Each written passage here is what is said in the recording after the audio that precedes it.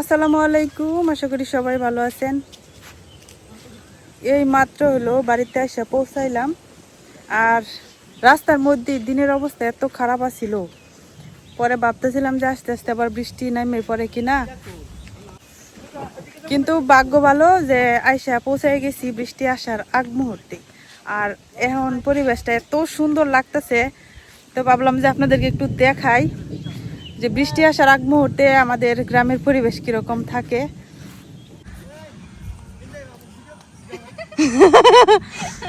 দাঁড়াও, আর একটা কথা, এই যে রিয়াজ মানে আমি এসে দেখি যে আমরা বাড়ি, তো একটা কথা মনে পড়ে গেল।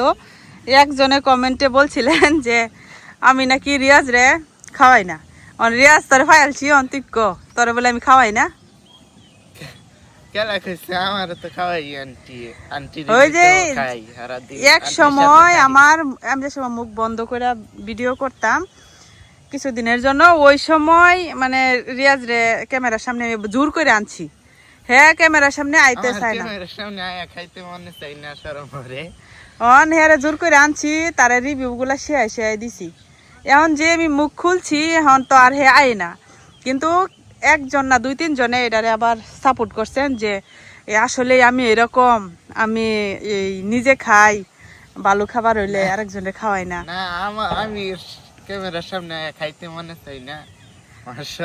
আসলে রিয়াজ যেহেতু আমার ক্যামেরাটা ধরে, তো যখন রিয়াজ খাইতো তখন আমি ধরতাম, আর এখন যেহেতু আমি মুখ খুলছি আমি খাইলে ওই ধরে, তাহলে এনে তো তারে আমি দেখাইতে পারি না।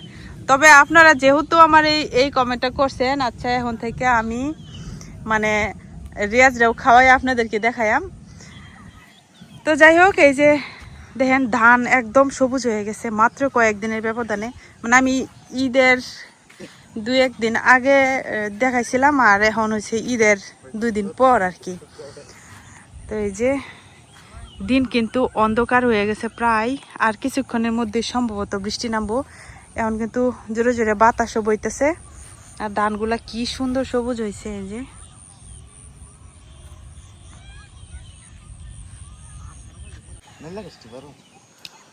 বড় হইব আস্তে আস্তে।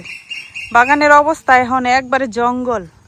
তো এখন থেকে হলো কাজ শুরু করাম, আল্লাহ বাঁচাইলে কালকে থেকে, আর যদি কালকে বৃষ্টি না থাকে তাহলে কালকে থেকে আর কি কাজ শুরু করাম।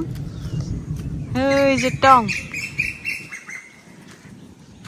এক এরিয়াজ, এই যে জাগির ফাড়ারে নয় একটা গাছ আছে পাহাড়ের কাছে, এটা আমাদের ওই বড় বড় আম, কালকে দেখি ছবির মধ্যে যাওন লাগবো আম খাইবার। এটাও তো আমিও কই।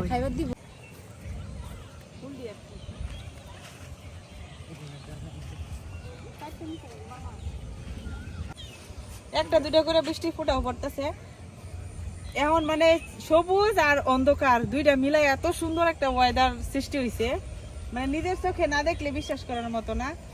আসলে কিন্তু আমরা গ্রামের সৌন্দর্যটা এটাই যে সবুজ, এদিকে ঘোরা। বর্ষাকালে কিন্তু আসলে গ্রামের সৌন্দর্য বাইরে যাওয়া অনেক বেশি, যদিও হলো বর্ষাকালে পেক্কাদার লাগে একটু সমস্যা, গ্রামের রাস্তাঘাট যেহেতু ভালো না, কিন্তু বর্ষাকালে হলো সৌন্দর্যের দিক দিয়ে হলো বর্ষাকালে সবচেয়ে সেরা।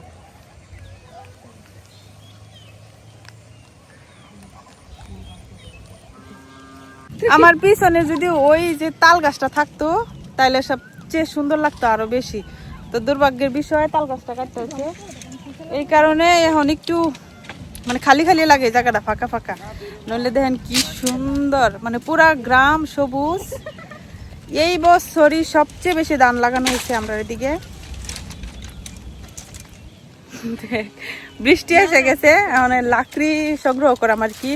তো ছোট্ট ব্লগটা ছোট করে আসিয়ে করলাম আপনাদেরকে জাস্ট দেখানোর জন্য। এই যে বৃষ্টিও পড়তেছে ফোঁটা ফোঁটা।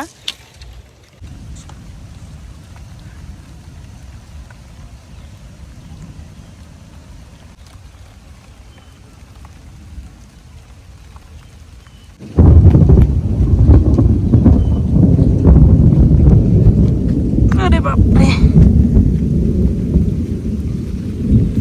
চাংটা ভাঙে গেছে একটা বাস।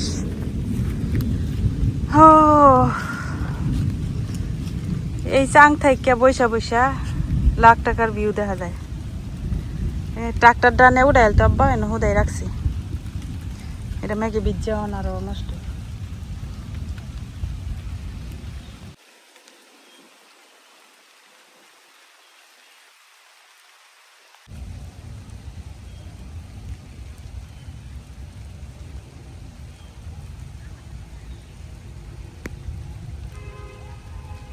ভালোই মোটামুটি ভারী বৃষ্টি পড়া শুরু হয়েছে।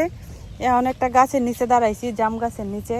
ছোটবেলায় যখন স্কুলে যাইতাম, স্কুল থেকে আসার পথে বা যাওয়ার সময় বৃষ্টি আসলেই কিন্তু এরকম গাছের নিচে দাঁড়াইতাম।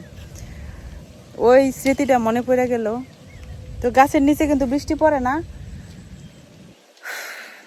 একটা আলাদা শান্তি, মানে এত সুন্দর বাতাস আর ওয়েদারটা মানে দেখে তো মন জুড়া যায় একদম।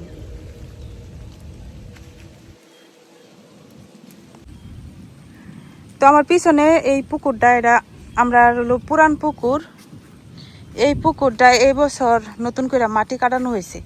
তো এই পার আর ওই পারের মাটি কিন্তু কাটানো হয়েছে না, সামনের দিকের পারগুলা উঁচা করা হয়েছে, কারণ সামনের দিক দিয়ে হলো ডলের পানি নামে আর পুকুর একদম বাসায় মাছটা সব নেওয়া জায়গা।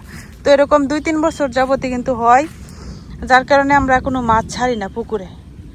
তো এবারে হলো পারে মাটি উঠাইছি, এবছর মাছ ছাড়া হইব। আমরা এই পুকুর পারে নতুন মাটি পাইয়া এনে আম্মা কিছু শাকসবজির বীজ লাগাইছিল, তো দেখি এগুলা উঠছে কিনা। এনে ওইটা কি নাইলে? হ্যাঁ, এই যে এগুলো হইতেছে পাট শাক, পুকুর পাড়ের মাটিতে ফেলাইছি। নতুন মাটিতে বৃষ্টি পাইয়া হইতেছে, দেখা যায়। এনে তো গোবর টুবর ছাড়া লাগাইছে, তে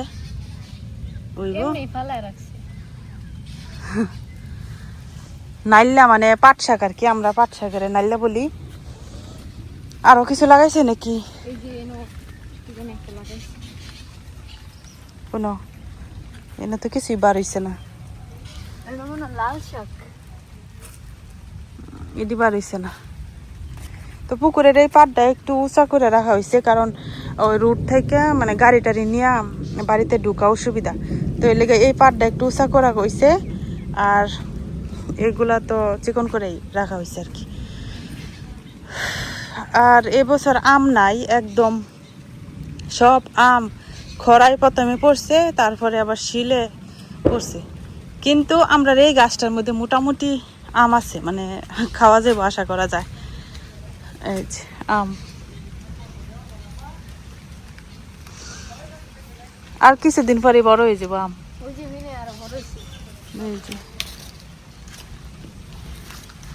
এই আমগুলার সাইজ বেশি বড় না, এটি ছোটই থাকে। আর যেগুলার গাছের আম বড় বড় হয়, এটির মধ্যে এবার আম হইছে না। এই যে আম, এই গাছে মাশাআল্লাহ ভালোই আম আছে। এছাড়া অন্যান্য গাছে শুধু ডাডা খারে রয়েছে।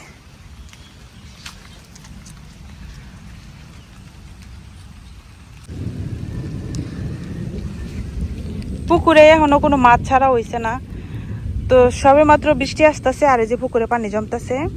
তো ভাবতেছিলাম এবছর মাছ কিছু ছাড়বাম আর কি, যেগুলা খুব দ্রুত বড় হয়, কারণ আমাদের এদিকে যেহেতু পানি থাকে না বেশি দিন। তো আপনারা যারা মাছ চাষ সম্পর্কে জানেন, সাজেস্ট করবেন যে আমাদের এইখানে কি মাছ ছাড়লে তাড়াতাড়ি বড় হইব আর কি মাছ ছাড়া যায়। কারণ আমাদের পুকুরের মাটি কিন্তু একদম বালু মাটি, বেশি দিন পানি থাকে না, পানি কমে গেলেই পরে পুকুরের মাছ উড়াই এলানি লাগে। যাই হোক, বৃষ্টি এখন অনেক বেশি জোরে নামতেছে, এখন বাড়িতে জায়গা। তো সবাই ভালো থাকবেন। আজকে এই ছোটোখাটো একটু ব্লগ করলাম আর কি, আর সন্ধ্যা হয়ে গেছে। আর এখন যে একটু বৃষ্টি পড়লেই বজ্রপাত হয়, কোন সময় কার মাথায় পড়ে ঠিক নাই, যেটারে আমরা কই ঠাডা পড়ে আর কি। এই যে এই আম গাছটাও বড় হয়ে গেছে, এগুলা হইতেছে অনেক ছোট ছোট লাগানো হয়েছিল। তো আজকে ব্লগটা এনে শেষ করতেছি, সবাই ভালো থাকবেন, আল্লাহ হাফেজ।